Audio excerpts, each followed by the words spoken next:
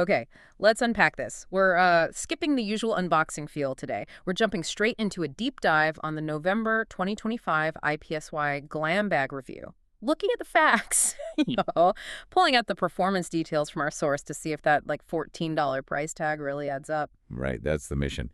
It's really interesting to see how much satisfaction comes from the actual stuff inside versus just nailing that whole thematic curation thing. Does the look, that autumn wrapped in luxury vibe, carry the whole box? It definitely sets a mood right away. The source describes the bag itself as, well, a highlight, caramel faux fur apparently, with a lavender crystal zipper. Sounds quite striking. Cozy but elegant. What's Yeah. the phrase they use? A real seasonal statement piece even before you look inside. And look, that approach seems to work. The reviewer called it a satisfying subscription, which is interesting because they also mentioned some items were just, mid-range. Ah, okay. So not all blockbusters then. Exactly. It suggests the surprise factor, the seasonal detail, that stuff is doing a lot of the heavy lifting for the $14 plus handling. Right. So let's get into the products that maybe did impress. The color items. The Estee Cosmetics Rose Rendezvous eyeshadow palette.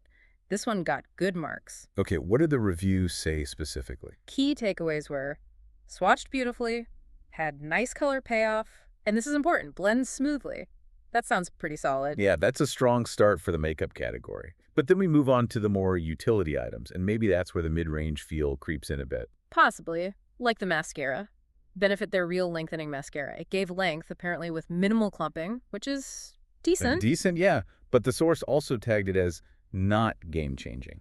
Okay, so functional, but not blowing anyone away. Exactly. And that kind of supports the idea that it's not about one amazing hero product. It's the overall mix they're going for. But the makeup side wasn't a complete loss after the eyeshadow. There was concealer, too. Tarte Creaseless Creamy Concealer. Performance seemed okay here. How so? It apparently brightened under the eyes, and crucially didn't crease too much after several hours. Right, so dependable? Maybe not revolutionary, like you said, but it does the job. It adds to the overall usability. Yeah, pulls the average up a bit on the makeup side. It feels like a classic subscription box play, doesn't it? Hit them with good color, then round it out with reliable basics. So, what else was in there? Tools? Skincare? Yeah, shifting focus, there was a tool, a LaRousse Beauty Sponge, described simply as soft and one that blends nicely. Okay, functional. Ticks box. Unlikely to offend anyone. Exactly. A safe bet. And the skincare kind of followed that pattern too. Gentle was the key word. Dermalactive's purifying, gentle facial scrub. Gentle scrub. Interesting. Yeah, specifically called out as gentle, good for a pick-me-up, and crucially, avoids overdoing it. Right, avoiding that risk of sending out something too harsh that won't suit everyone. Smart from a subscription box perspective. Prioritizing broad appeal over intense results. Seems like it. Safety first. So, pulling it all together then, what's the final verdict from the review? Well, the conclusion seems to be that the box is worthwhile for someone who enjoys testing both color and skincare items. Okay, so the mix worked for the reviewer. Yeah, it highlights that solid mix. It's not saying every single item is like a luxury top-tier find, but the value comes from that well-put-together seasonal collection. The curation and theme carrying the weight again. Right. So what this deep dive means for you, listening, is you get the specifics. You can weigh if that $14 is justified for you.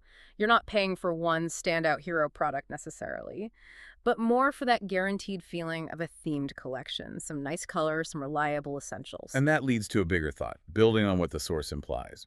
Satisfaction came from the seasonal detail, the surprise, maybe more than the individual product specs.